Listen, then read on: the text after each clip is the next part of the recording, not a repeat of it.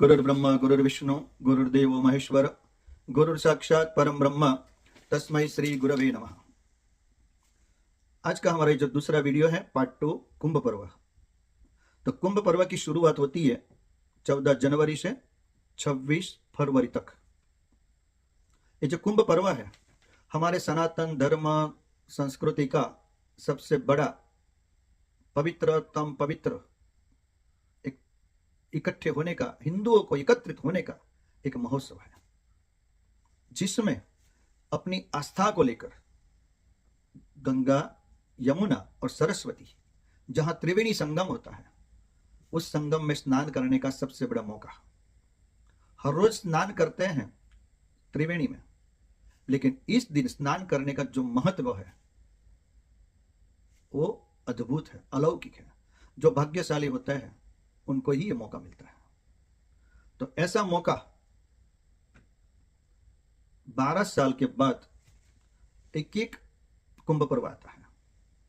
चलो शुरुआत करते हैं। उनकी कथा तो आपको पहले चैप्टर में बताई, पहले वीडियो में बताई कि भगवान ने मोहिनी रूप धारण किया, विष्णु भगवान ने, और कलश को लेकर, कलश अमृत से भरा हुआ था। तो जैसे ही भगवान जा रहे थे, लेकर कलश को लेकर जा रहे थे आकाश मंडल में से, उस समय कलश में से थोड़ा थोड़ा जो बिंदु होता है, थोड़ा थोड़ा कलश में से अमृत पृथ्वी तट पर पड़ा, पृथ्वी पटल ऊपर उनकी प्राप्ति हुई।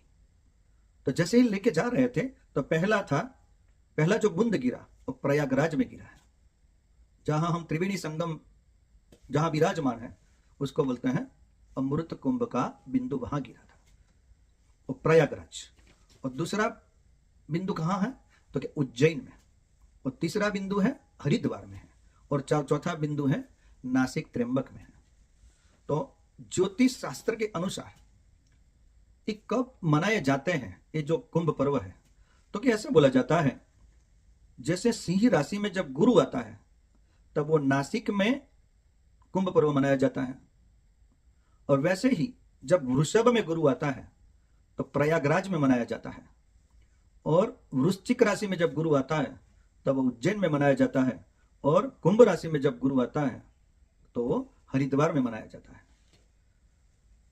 तो उसमें 2 प्रकार के कुंभ पर्व होते हैं, एक अर्ध कुंभ मेला होता है और दूसरा होता है पूर्ण कुंभ मेला, यानी महाकुंभ मेला। तो महाकुंभ जो होता है वो 12 साल के बाद एक आता है, और अर्ध कुंभ होता है वो हर 6 साल में एक बार आता है।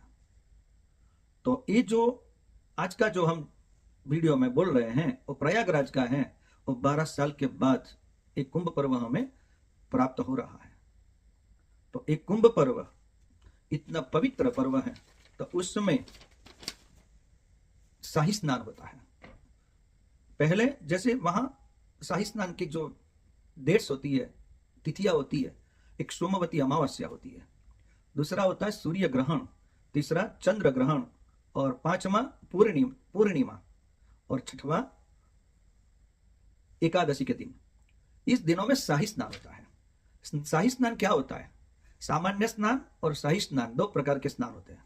शाही स्नान में जो अघोरी है, जो तपस्वी है, जिन्होंने अपना जीवन भगवान के प्रति अर्पण कर दिया है, वैसे तपस्वी, उसमें आते हैं साधु आते हैं, तपस्वी साधु आते हैं, नागा साधु आते हैं, और संत गण आते हैं, और वो लोग शाही स्नान करते हैं। सबसे पहले सनातन धर्म की मर्यादा है, तो उसमें साधु संत पहले स्नान करते हैं, नागा बाबा स्नान करते हैं, क्योंकि उनका पहला हक होता है, क्योंकि उन लोगों ने अपना संपूर्ण जीवन सनातन धर्म के लिए अर्पण किया हुआ है। उसके बाद में सामान्य जनता, सामान्य भक्तजन उसके बाद में स्नान करते हैं। तो उसमें उसका रीजन बताया हुआ है कि शाही स्नान के लिए जिन लोगों ने स्नान किया, साधु, तपस्वी, नागा साधुओं ने, उसके बाद में सामान्य भक्त लोग अगर स्नान करते हैं तो उनको 2 पुण्य मिलता है। एक तो त्रिवेणी संगम का तो पुण्य मिलता है, कुंभ पर्व का तो पुण्य मिलता है, लेकिन जो साधुओं ने वहां स्नान किया है वो जल पवित्र तो ऑलरेडी था, लेकिन दूसरी पवित्रीकरण के साथ सामान्य भक्त लोग भी अगर स्नान करते हैं तो उनको भगवान की असीम कृपा होती है। तो इसलिए ये जो शाही स्नान है और सामान्य स्नान है, तो ऐसे ये जो कुंभ पर्व है हमारे सनातन धर्म का सबसे बड़ा पर्व है और भगवान की कृपा से हमें गर्व होना चाहिए कि हम सनातनी बनकर इस पृथ्वी पर हमें अवतार मिला हुआ है। तो आइए हम सब इकट्ठे होके ऐसे ही हमारे जो सनातन धर्म के जो पवित्र जो हमारे उत्सव है उनको मनाइए और उनको आस्वादित करिए और उनके प्रति हमारी आस्था बढ़ाइए। और हमें उसका नॉलेज होना चाहिए, कुंभ पर्व क्या है, कब मनाया जाता है, क्यों मनाया जाता है, उसकी सब डिटेल पता होनी चाहिए। इसके लिए हमारा एक दूसरा वीडियो हम आपको समर्पित करते हैं। और आगे आने वाला जो वीडियो है हमारा शरणागति यानी भगवान के प्रति शरणागति।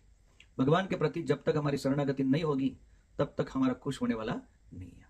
इसलिए आगे आने वाला वीडियो है भगवान के प्रति शरणागत कैसे हो। इसके लिए आप लोगों को नमस्कार, जय श्री कृष्ण, ओम नमः शिवाय।